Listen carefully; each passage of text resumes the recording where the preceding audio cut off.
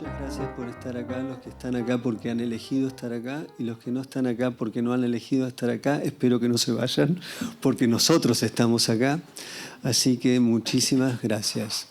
Antes que nada tengo que explicar, hay una computadora ahí y estoy transmitiendo. Yo tenía que dar una clase en un seminario de crítica en otro país y como cambió la hora en Europa, habíamos quedado a las 2, pero en realidad era a la 1. Y me acabo de dar cuenta y estoy transmitiendo y dije, bueno, que esto sea parte de la clase.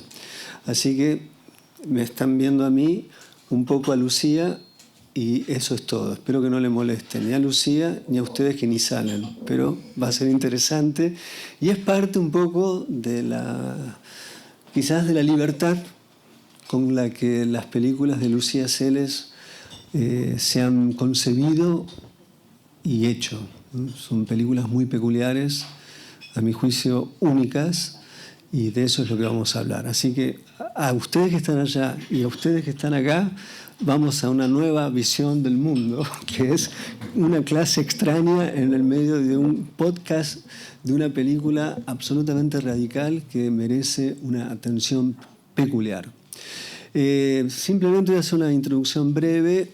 El cine argentino es un cine muy rico, de una gran abundancia, de muchas poéticas, y realmente hay muchos cineastas que a lo largo del tiempo han demostrado que se puede hacer cine de muchas formas. Probablemente el caso de Lucía Celes sea una de las formas más innovadoras y singulares que ha dado el cine argentino. Si bien ella había filmado hace al principio de este siglo, en un momento hubo un lapso de tiempo que no se supo más nada. En ese entonces, si no mal recuerdo, filmaba las películas con otro nombre. Y luego, hacia el 2020 en adelante, un conjunto de películas de duraciones importantes, de más de 2 horas, una tras otra, todas en principio interesantes, intensas, que dan cuenta de una cineasta con una mirada, con una forma muy peculiar de hacer cine. Sin embargo, yo digo hacer cine, pero a ella le gusta decir mis videos, ¿no? Entonces, ¿por qué? ¿Por qué videos y no cine? Porque es mucho más refrescante. Esa es la idea. Bueno, la película se está dando acá, se titula The Bewilderment of Chile. Chile además está escrito sin mayúscula en el título. Como pueden ver, hay una conjunción de 2 idiomas y esa conjunción de 2 idiomas aparece también en la película en cierta medida, puesto que cada tanto hay texto y el texto suele aparecer a la izquierda, a veces a la derecha, y ahí se puede ver una misteriosa combinación de inglés con español, que no es de ningún punto de vista, al menos para mí, un juego inútil o un juego banal, sino que responde a algo que me gustaría saber a qué responde.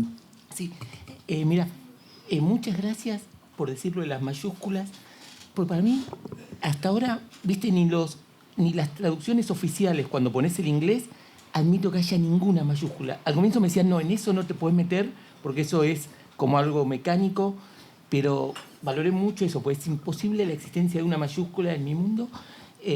Perdón, eso que hizo mucho. Y después, ¿qué decirte? Valoro que hagas que rescates que es como un capricho muy importante mío, que no es una situación, es un capricho muy importante para mí. Y valoro que tus palabras afirman eso. Sí, a mí no me parece ningún tipo de posición, quiero hablar así. Hay algo que responde a una inquietud del lenguaje tuyo. Sí, y para mí no hace falta que sume porque quedé contenta con eso que dijiste, pero también todo eso es muchas veces reemplazar palabras que odio. Hay infinitas palabras como números que odio y los trato de eliminar, y no sé, uso la palabra en inglés. Y otro ejemplo para darte toda la razón, Tumeni, ¿viste? Yo uso mucho el Tumeni. Y el Tumeni nace una vez escuchando un track de Roy Orbison que dice My heart is broken in too many pieces, y yo no sé inglés. No sé inglés, pero ahí entendí que Too Many era en muchas piezas y de ahí más me fanaticé por el Too Many. ¿Entendés? ¿No sabes, no hablas inglés? No, pero o sea, entiendo muy poco, no hablo ni una palabra, o sea, no. Interesantísimo. Sí. Bueno, hablemos un poco de la película. Yo lo que creo es que del mismo modo que vos jugás con la lengua y en esta forma de apropiación, como uno canta las canciones en inglés cuando no aprende inglés, que uno se las sabe y no sabe ni qué está diciendo, así te has apropiado de la lengua. Me pregunto, en la forma en la que filmás, tiene una organicidad, tiene una vitalidad la película, y es muy difícil comprender su estructura. De tal modo que uno podría creer que son películas desordenadas. A mi juicio no lo son de ningún modo, más bien tienen una suerte de repetición de unidades que se van reencontrando como si fuera un rompecabezas. Y hay también allí, si fuéramos lingüistas, y yo tendría que traducir la lengua tuya del cine, me encontraría con un problema de decir, no hay un diccionario exacto para esto que ella hace. Sí. ¿Cómo pensás esa conjunción del desorden? Claro, eso que dijiste, que a la vez vos veías que había todo como un mural o una pared reconocible y respetable, para mí enseguida se me vino como una respuesta súper importante que es la fuerza enamorada. Es una fuerza enamorada. Eso es lo que da la... Ahora, vos trabajás el montaje. No, al infinito. Al infinito. No, al infinito. Yo, cuando estoy en el montaje, estoy 11 horas por día durante 2 meses, pero 11 horas por día, que mi única salida es 11 horas de verdad, y mi única salida es ir a una confitería, que es mi salida favorita, junto a tomarme colectivos lejanos, y ahí es salir y sentarme como recreo a mirar mis papeles de montaje. ¿Entendés? Pero no sabés lo que trabajo es. Sí. Y dijiste algo que me interesa en demasía. Sí. Mis papeles de montaje. Sí. O sea que hay algo del orden del montaje que no es de la imagen, sino de lo que vos has escrito. No, pero eso viene después de que ya grabé. Una vez que ya grabé todo, como uno de los pasos siguientes, tras limpiar todo, yo miro absolutamente todo, escucho absolutamente todas las pistas, todo, y después el paso siguiente a eso son mis papeles de montaje. Es empezar a hacer la lista de todo lo que tengo, sean encendedores chicos, encendedores grandes, y esa lista de montaje para mí es todo, ¿viste? Por eso me puse muy contenta que reconozcas que son todas paredes. Sí. Y hay algo que me parece también fascinante de tus películas, y en esta se ve perfecto, que es la relación que existe entre lo que vemos, lo que escuchamos, pero la irrupción de voces que no pertenecen ni a lo que vemos ni a lo que escuchamos respecto de alguien que habla. Sí. ¿Puedes hablar un poco del uso de las voces? Sí.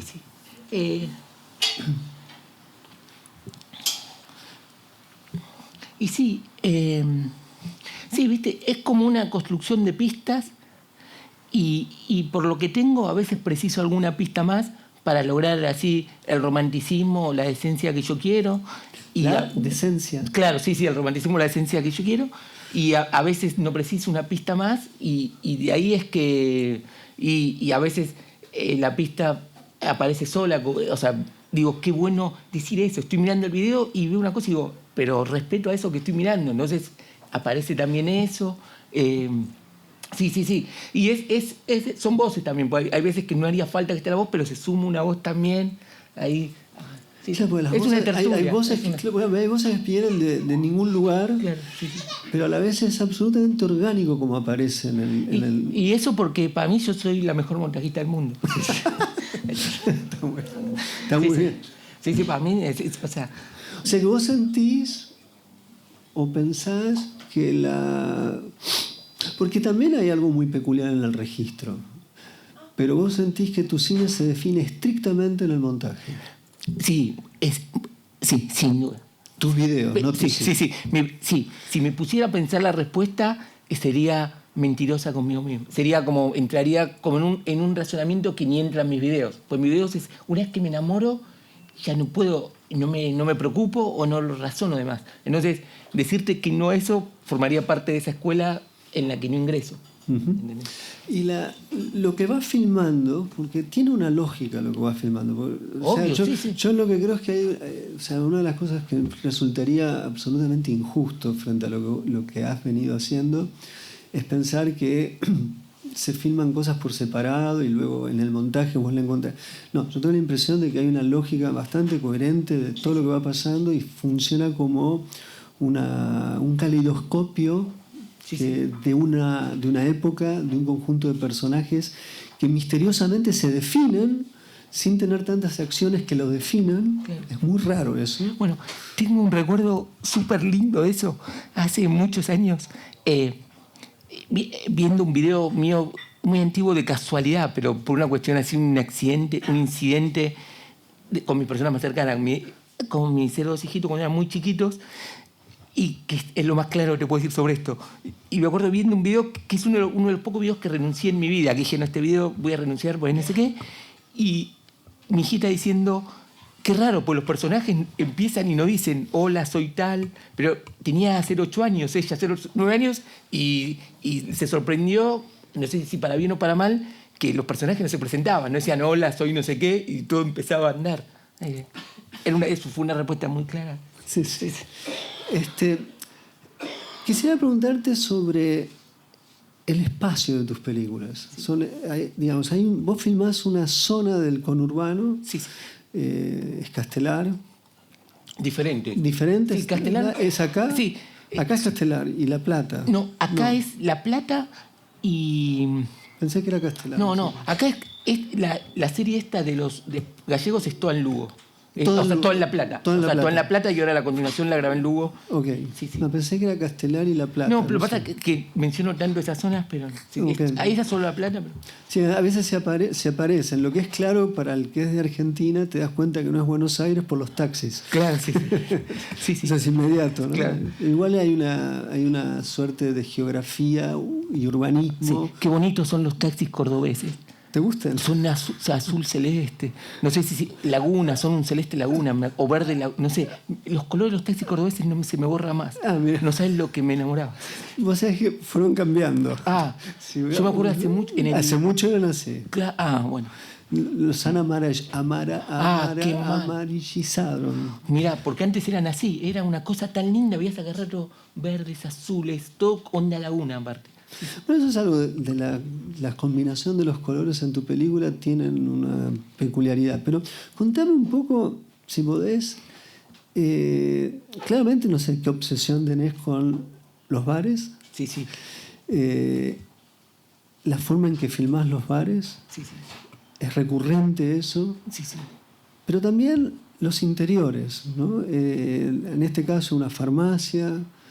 Contanos un poco, porque hay algo muy raro en la forma en que vos filmás los lugares, los abandonás como a los personajes, vuelven a estar los lugares, vuelven a estar los personajes, y la película va creciendo en volumen, de tal modo que lo que se suele llamar generalmente la curva narrativa en tus películas es el volumen que van obteniendo esos fragmentos. Es una gran denuncia, sí. Sin duda, sí.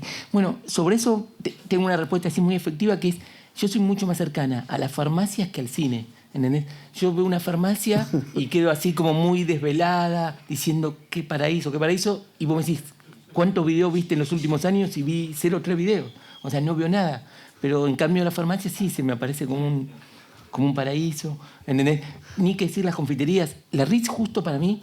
La Ritz es como si fuera yo haber podido grabar en la Ritz para mí era como el castillo de Kafka para mí, porque era un lugar que amo. Yo creo que ningún lugar más hermoso para estar un domingo a la tarde, a veces como un geriátrico, no va nadie. Estuve el último domingo y estaba sola, o sea, como que mis videos no le hicieron subir para nada el afluente público, una cerró incluso, pero grabar ahí para mí no podía creer tener poder ahí adentro, Roger, estar ahí y decir, tengo poder acá. Es como estoy jugando acá. Y el último ejemplo así extremo de eso es el sábado que viene estreno un video que es solo de una confitería, pero que es la confitería Manhattan de Coruña, no sé si la conoces. No. Bueno, y es un video que hice grabando las 13 mesas a la ventana de esa confitería. Y el video se llama Gallega Invernal, y soy yo que grabé todo ese video sin que con los mozos diciendo por favor que esta persona no venga más porque iba a hacer 3 veces por día, nadie sabía que yo estaba grabando. Pero bueno, armé un video de 65 minutos que es solo sobre esa confitería. Sí. Bueno, hay una escena que me encanta, que es la escena que van manteniendo un diálogo, uno de los Pelayos, bajan y suben en el ascensor, la gente quiere entrar al ascensor, van a dejar de conversar y siguen conversando. Bueno, ese ascensor, para mí, perdón, odio las personas que citan, odio a las personas que citan, pero ese ascensor para mí es como el burro en el Asal Baltasar. Es la misma religión. El burro o sea, que es una de las grandes cosas. Esa es una asociación absolutamente extraña, pero a partir de ahora voy a tratar de descubrir burros en los ascensores y seré feliz. No por lo importante que es para mí ese ascensor, ¿viste? Claro, el Asal Baltasar sin el burro, vos decís, no existe. O sea, ok. Eso. O sea, los ascensores para vos tendrían el lugar. Ese, porque es el ascensor de la RIS, que es una cosa increíble.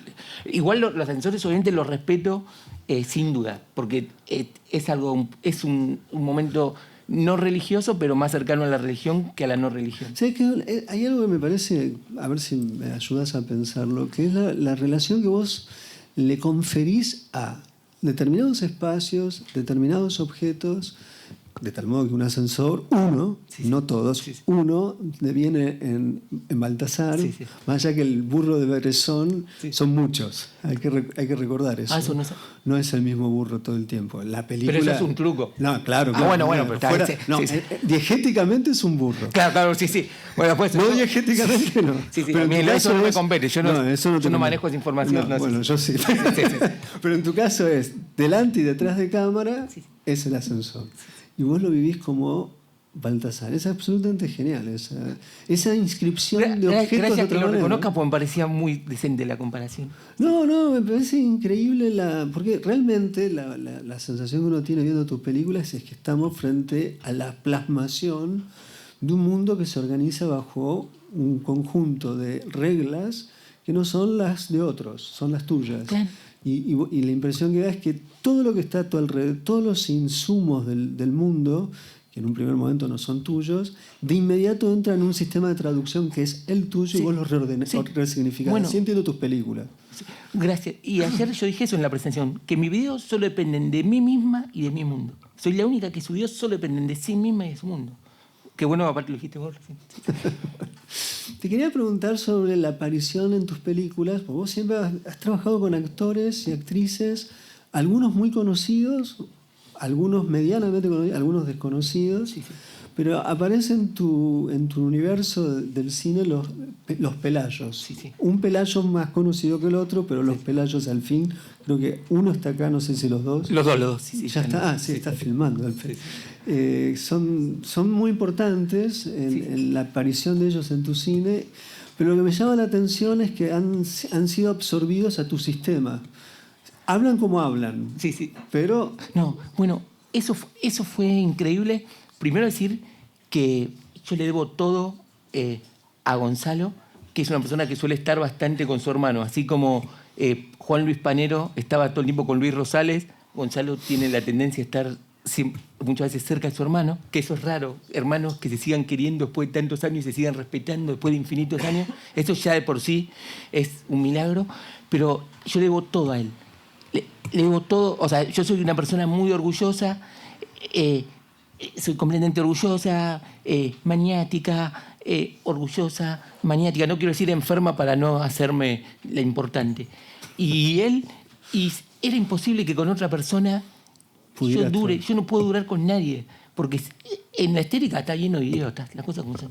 Entonces yo no puedo durar con nadie, y es un milagro que es gracias a él. O sea, yo, en uno de mis videos, viste que un empleado de una pista de hielo le dice al dueño, es el mejor jefe que tuve en mi vida. Ese es un homenaje en el video a Gonzalo, que es el mejor jefe que tuve en mi vida. Yo siempre tuve los trabajos más ridículos. O sea, una mujer ya casi al final de su vida y seguía teniendo trabajos como de persona de 23 años a lo sumo, ¿entendés? Como, como, es por eso soy tan resentida y todo, pero siempre fui la más feliz, pero por eso soy tan resentida. Tengo un nivel de resentimiento que...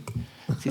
Y el otro día tuve una frase buenísima, así pues yo estoy todo el tiempo anotando, que era que el resentimiento no se puede regular. Es difícil regular el resentimiento. Y esa frase está ahí. Está muy bien. Sí, es un tema tremendo el resentimiento. Sí. Pero si sos contenta y orgullosa, es todo, porque el odio también es importante, es todo, es la misma carterita, hay que, mientras la carterita la tenga vos, no pasa nada.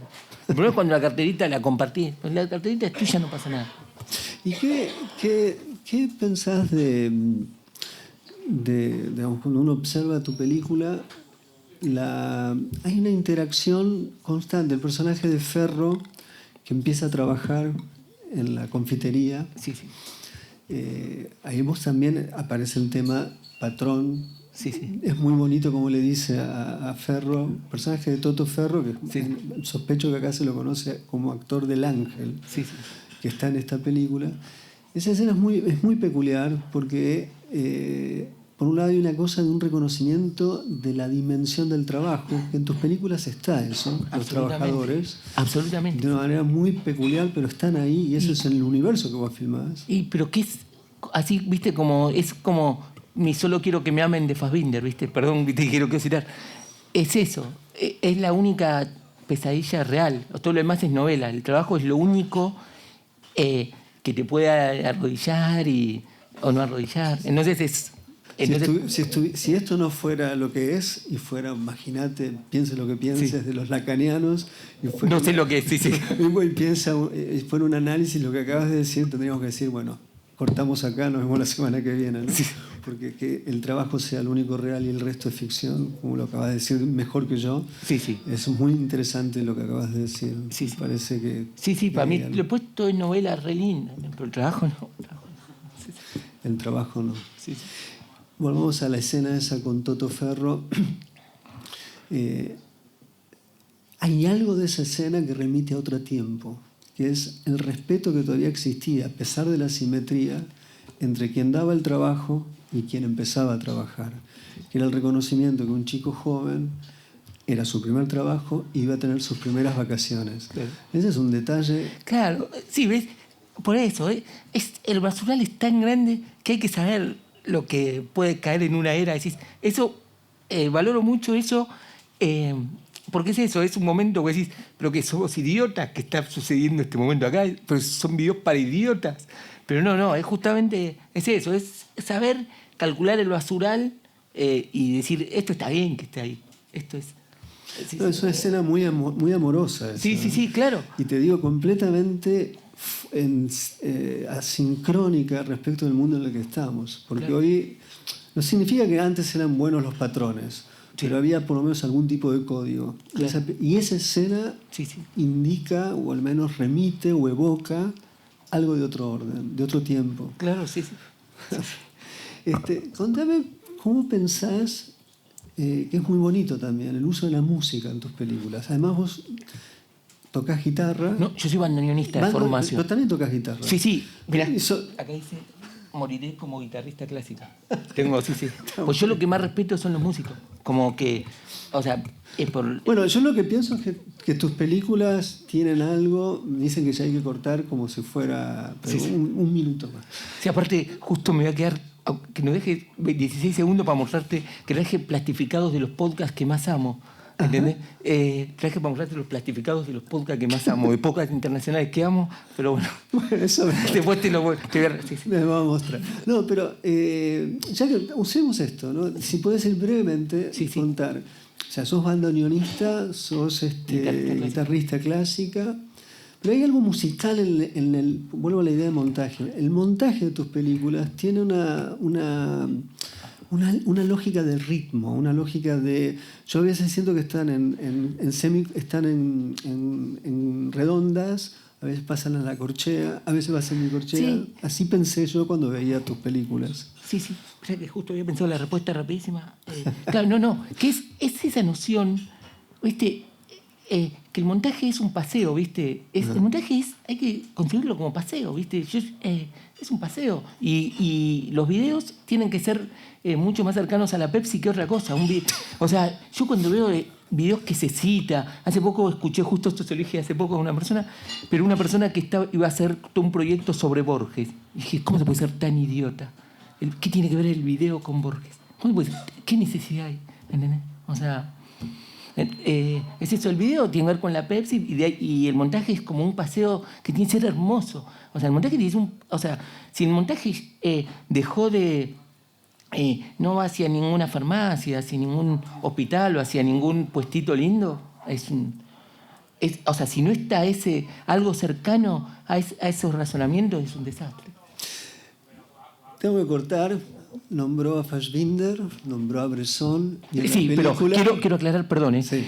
Que Fassbinder sacó no quiero que nunca Bresson esté. Fassbinder es lo único que me importa. Fassbinder es 1000 veces superior a Shakespeare, a todo. Todo demás, los franceses aparte son todos, menos Romero, un poquito de Truffaut, son todos idiotas. Vos dijiste algo que me encantó en la película, iba a citarte. Sí. Porque en un momento de la película decís, prefiero el color del Pepsi que la bandera de Francia. Que la bandera de Francia, sí. Que me parece fantástico. Y lo otro decís lo mismo, que son todos unos idiotas, pero ahí reivindicás el suicidio de Jean Stage. Y claro, porque ese es para mí el mejor video de la Nouvelle Vague. Ese es el gran video. Él fue el más apasionado en cómo terminar un video que represente eso, ¿viste? Otros se quedaron en hacer muchos chistes, muchas citas, a tomar el romanticismo como chiste mucho más de lo que corresponde. No, yo estoy mucho más cerca de los alemanes a muerte. O sea, Fassbinder, y casi no respeto a nadie, pero a Herzog también lo respeto. Sospecho que Herzog también te respetaría. Bueno, qué gran final. Que termine, me conviene que termine. Acá termina. Bueno, él dijo el corte, le digo, como buen músico y como buen videísta. Entonces, sí. Paremos mirando los cosas, mirá. A ver, vamos a ver. Sí. Mirá, este es... Mirá, Javier del Barco, el presentador del podcast Ahora Jazz, podcast de México. Esta es Carmen Vaina, una forense que fue invitada a uno de mis podcasts favoritos. Este es Parreño. Sueño con trabajar con en algún momento. Era un presentador de podcast que tenía un podcast que se llamaba Carreteras Secundarias, sobre las carreteras secundarias de Andalucía. Pensá en eso, un podcast sobre las carreteras secundarias de Andalucía. Después, todos estos son podcasts de escudos de las cofradías de Andalucía, pues escucho muchos podcasts de cofradías, pero yo soy del norte. Yo soy gallega y me encanta el Principado de Asturias, pero nada que ver con el sur. Y termino con estos dos, con estos 03. Luis Unien, que... esto es casi lo mejor para terminar clásicas. Dale. O sea que esto después te regalo alguno, pero para terminar con algo ultra clásico. Luis Unien tenía un podcast que se llamaba Juego de Espejos, que lastimosamente no aparece más. En su podcast siempre invitaba a las máximas a figuras harto decentes de la cultura, la estética, la arquitectura, la ingeniería, los museos, todo. Personas decentes y serias que iban ahí y hablaban de música. ¿A quién invitó el último día de su programa Luis Unien? A Luis Ponzoa, un taxista. Terminó su programa, no más palabras. Con un taxista. Porque era aficionado a la música inglesa. Bueno, no más palabras. Sí. Este viaje continuará, termina acá. Muchas gracias.